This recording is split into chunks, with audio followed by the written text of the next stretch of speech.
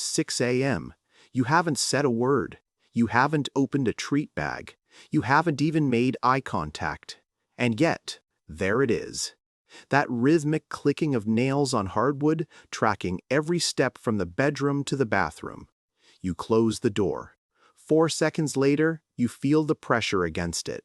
A nose, a paw, a low sustained whine that isn't desperate, it's just insistent. Your dog is watching your face, not your hands, not the kitchen, your face. And if you pay attention, really pay attention, you'll notice it's been doing this for a long time.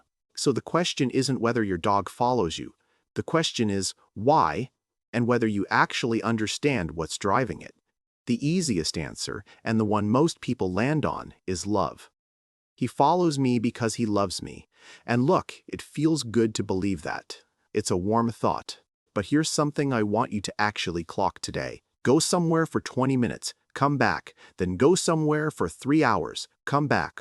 Watch the greeting, compare them. Most people find the responses roughly the same intensity, same routine. If this were purely an emotional attachment response, you'd expect some proportional scaling. You don't always get it. Something doesn't add up. Here's what's actually happening. Following behavior is rooted in proximity-based survival programming, not emotional attachment the way humans define it. Dr. John Bradshaw's work on canine social behavior, Dog Sense 2011, shows that dogs cognitively map their world through the location of whoever controls their resources. Food, safety, predictability. You are that location. Now, I was about to say it's a pack hierarchy thing. Actually, wait. Dominance theory was largely dismantled through the 90s and early 2000s. That framing doesn't hold. What we're actually looking at is pure resource proximity calculation. Your dog isn't following you because you're the alpha. Your dog is following you because you are, quite literally, the most useful thing in its environment. And this pattern isn't random, it forms fast. Research from the University of Veterinary Medicine Vienna shows proximity-seeking behavior solidifies within the early socialization window, then re-anchors itself to a primary caregiver within roughly 72 hours of any significant environmental change.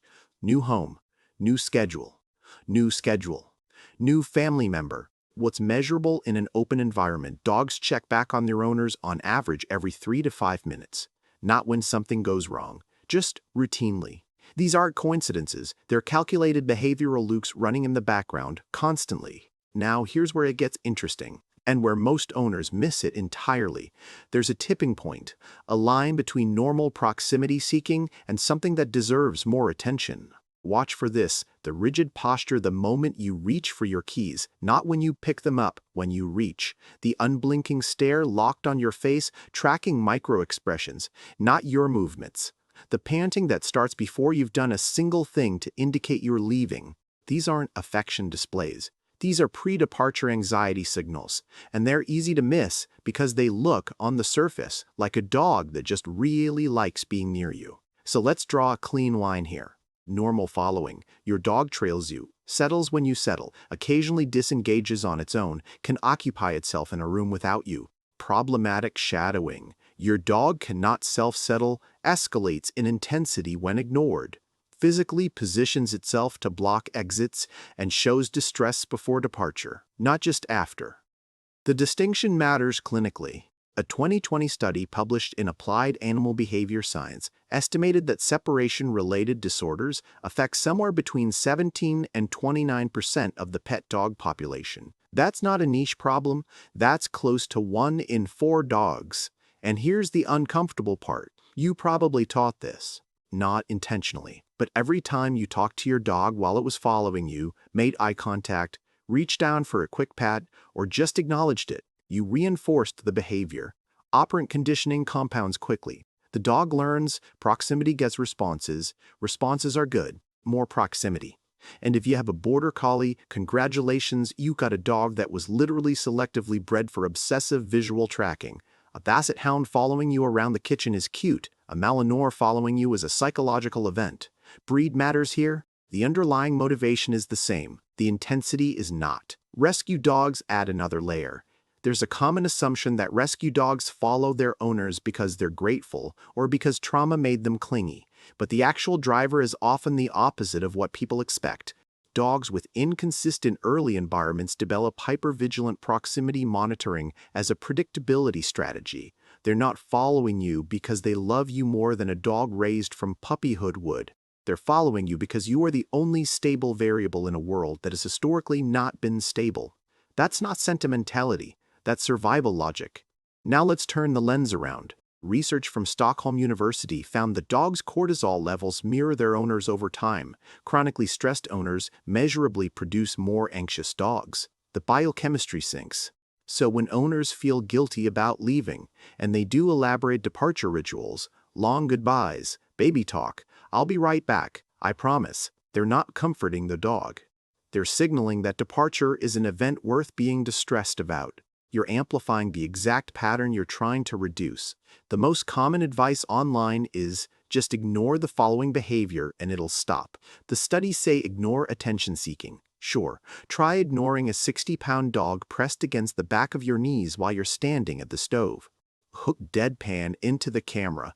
Blanket extinction, just not responding, doesn't work in isolation. Without simultaneously building independent behavior, the following doesn't stop. It escalates before it improves. And most owners quit during that escalation window, which teaches the dog that escalating works.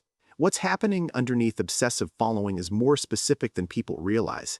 It's not really an attachment style. It's a dysregulated stress response. Dogs that shadow their owners compulsively often have low distress tolerance. They cannot self-regulate when the attachment figure is absent. In canine cognitive behavioral research, this is framed as a failure of what's called the safe base effect. A securely attached dog has internalized, on some level, that the owner returns. A dog with this pattern hasn't. Every departure is unresolved, and there's a chemical loop reinforcing all of this. Following triggers oxytocin release in both the dog and, often, the owner. That's the bonding hormone. So proximity feels good biochemically for both of you. Simultaneously, when proximity breaks, cortisol spikes. I could walk you through the exact amygdala activation sequence here, but simply put, your dog is chemically rewarded for being near you and chemically penalized for distance. That loop doesn't break on its own. You have to interrupt it deliberately. So, what actually works? A few things, and they need to run together. First, structured micro-separations. Start with 30 seconds behind a closed door, not as punishment, just as practice. Build from there, incrementally. The goal is tolerance, not endurance. Second, eliminate departure rituals completely. No extended goodbyes, no reassurance speeches. Leave matter-of-factly. The less theatrical the departure, the less weight it carries. Third, reward settled, disengaged behavior specifically. Not just general good dog for anything. When your dog is lying on its own, not tracking you, mark that. That specific behavior needs to be reinforced deliberately. Fourth, use a mat or place command as a behavioral anchor, a physical location that means you're okay here, even if I'm not next to you. Hold up a long line leash, then set it down. This isn't about restricting movement.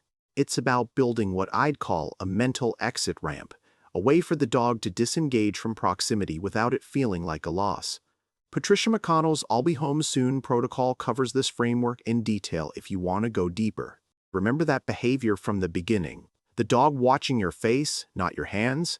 Here's what that actually is. Research from the University of Lincoln in 2008 documented that dogs read human facial expressions using a left gaze bias, the same bias humans use when reading other humans. Your dog is scanning the left side of your face to read your emotional state and predict what comes next. It's not devotion, it's data collection.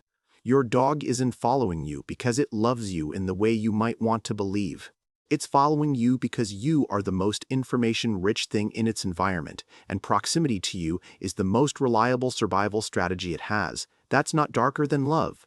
It's a different kind of intelligence, one that's been running quietly underneath every walk, every morning routine, every time you stood up from the couch and heard those nails start clicking behind you.